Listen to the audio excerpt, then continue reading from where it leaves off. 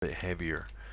So in order to do that, remember, I just have to break the tangents, and by pressing on this, and I'm just going to raise this up slightly, just so it hits the ground a little bit heavier, so it's more like that. Yeah, it will come in slightly heavier hit. Now, this is what it looks like front on.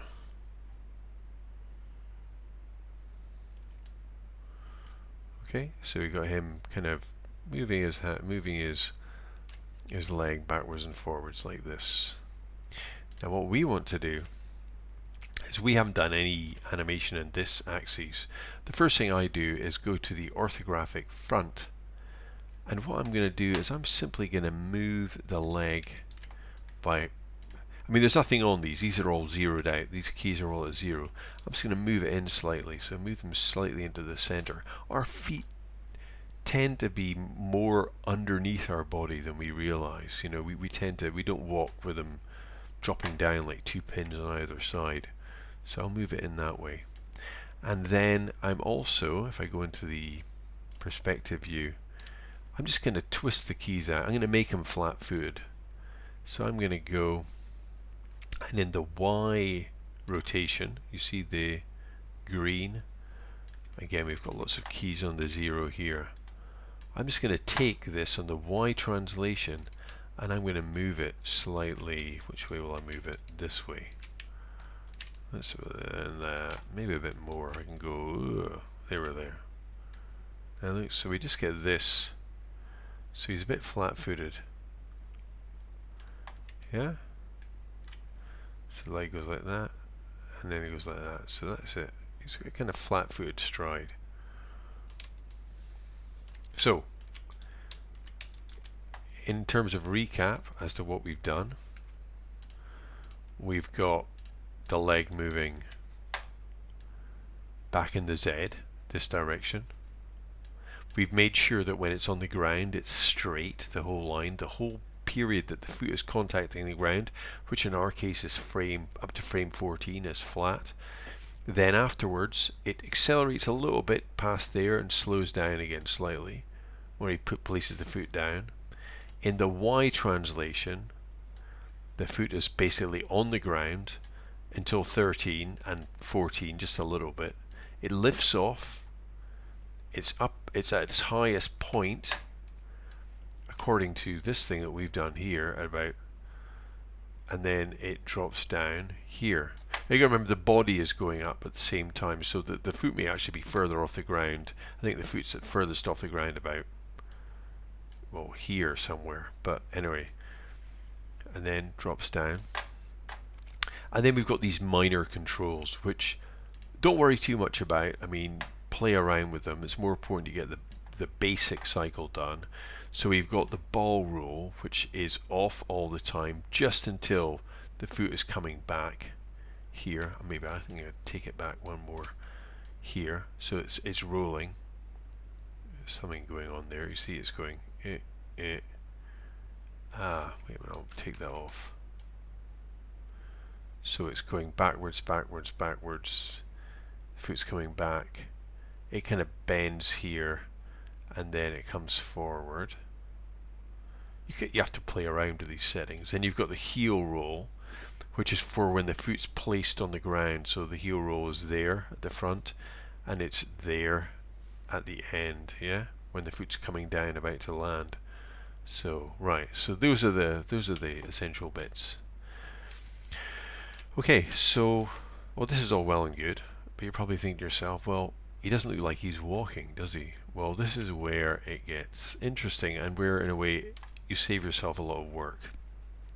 So what I'm going to do now is I'm going to select these curves 1 to 25 by pressing on the shift left mouse button and dragging, and I'm going to right click. You get this red line, which means you've selected them all, and go to copy. Then I'm going to go to the other foot, go to the first keyframe, right mouse click and press paste. Now I will have the same keys on both feet. Look at this one here. He will be doing the same thing on both feet. Yeah?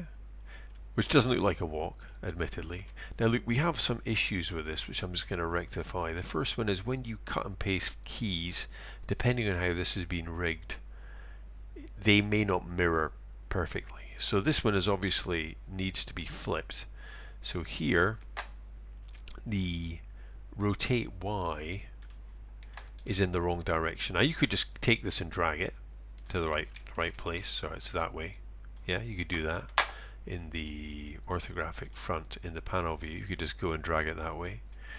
Or there's a trick you can use. I'll just get it back to where it was. You can highlight this, and in this channel box here, you can go times equals minus 1, and then it will flip it. So it's times. The times is like the little star above the number 8 equals minus 1.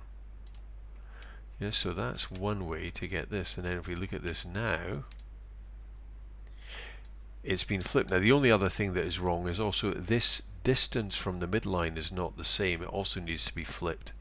So in the x-axis, again, you can drag it to the correct position, which would be further in, or you can highlight it, go to the channel box and go star or times equals minus 1, and it will flip that as well. Now we have the animation that is exactly the same, but yeah.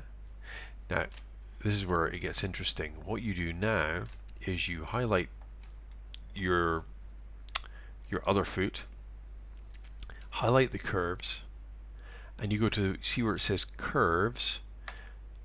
Well, first of all, before you go to curves, go to view and make sure infinity is ticked on, and then you go curves, post infinity, and you press cycle. This is a cyclical action. Curves, post infinity, cycle. So it's cycling. Now what we want, if you go back to our picture, is you can see that this foot, the black foot here, the shadowed foot if you like, this foot is at this position here at exactly midway through the cycle. So that means we just take this and we can shift it either forwards or backwards. It's a cycle, doesn't matter which way you do it. I'm going to do it forwards. 13 frames, yeah? Okay? Now, I don't know, for some reason there's a lag on this. Now you can see, now we do it that way, this guy is now walking. Yeah? And these frames will be at exactly there will be no problems with stride length. It will be going at exactly the right speed because we've cut and pasted an identical stride. Okay, so that's the first thing. Right, so we've got that, the same stride. Okay, so right, so we've got the legs backwards and forwards. We haven't done much with this body, so what we're going to do is we're going to look at how this operates. So the legs are essentially, for the most part, they're kind of there. We can finesse this later on, but I'm just going to show you. So the next thing is the body. Now what happens normally is he will twist, or when his legs are open this way, his body is going to twist in the Y rotation, this way. Okay, so that is in the rotate Y. I'm just going to get rid of this this frame here, and I'm going to copy this. Remember, copy. I'm going to go to frame 25 because the rotation will be the same, and I'm going to go paste. And how about frame 13? Well, it's going to be in the opposite direction. I'm going to make this a little bit bigger by pressing on he's going to go in this way. So if you look at these frames here, it should be essentially the same but in the opposite direction. I may have exaggerated this. I'll bring this down a little bit. I'll bring it down a little bit that way. So you've got this, yeah, forward and backwards. Now there's also a rotation in the Z-axis. So what generally happens when you're walking is, I seem to have some rotations in this already, I'm just going to get rid of this. What generally happens is as you walk, when your back foot's out, what tends to happen is you will rotate this way slightly. So I'm going to copy this again, copy, and paste that here. So it's the same. And on frame 13, it should be in the opposite way. So I can even just drag this point down and make it this way. So we have this kind of movement. In the Passover, it's almost, yeah? So you've got this. Right. He's walking on the spot, but I will show you how to make him walk off the spot. It's very straightforward, yeah? Now those legs won't slip. Looks kind of boring still. We're going to add a little bit more to this.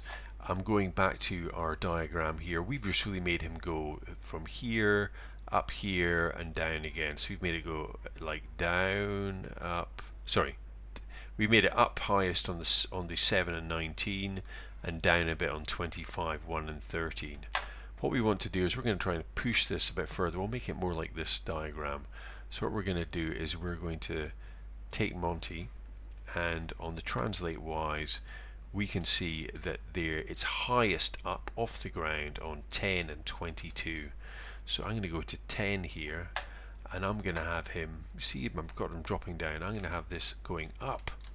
So he's got a bit more of a kind of rise up like that, up. So he's going to go up, and then, and also notice he's at his lowest point here on 4 and 16. So at 16, I'm going to have him, he's going to have dropped quite far down. It's like he's going quite far down. I'm just get so these curves are nice. So you've got this kind of thing going on. So you've got that, and you know, that kind of drop, boom, up and down. And then the same thing on this. You need your drawing to check it out. You know, it's furthest up in 22, highest up at 22. We go to 22, press S, and I'm going to make it the same thing as this. It's going to be higher up, like so. And then it's down on 4. Look, 4. Here it is in 4. He's down on 4. So furthest down on 4. And again, this should mimic this. Yeah? And you know, if you're in any doubt, just turn on the cycle. Go to curves, pre-infinity cycle, curves, post-infinity cycle. Oops. Do that again. Curves, post-infinity cycle. And you can see you've got this repeated shape, yeah? Up and down, yeah? And that's beginning to look a little bit more walkie-like. Yeah? So there we go. Now, one of the problems with this is when you walk, your eyes don't drift around walking generally like that. So I'm going to use this control at the top to kind of keep Monty's eyes level. So we haven't used this control yet. So this one here, I'm going to go into the orthographic front view, and I'm just going to make sure that he is not, his eyes aren't drifting. So I'll keep it eyes like that. I'm going to go to all the key positions. So let's see, we've got it going. So 13, the eyes are off again. So keyframe 13, the eyes around. And then I'm going to copy this, frame number 1. Oops. Oh, oops, that's a mistake. There you go. I'll paste it on frame 25. And I'm going to save again.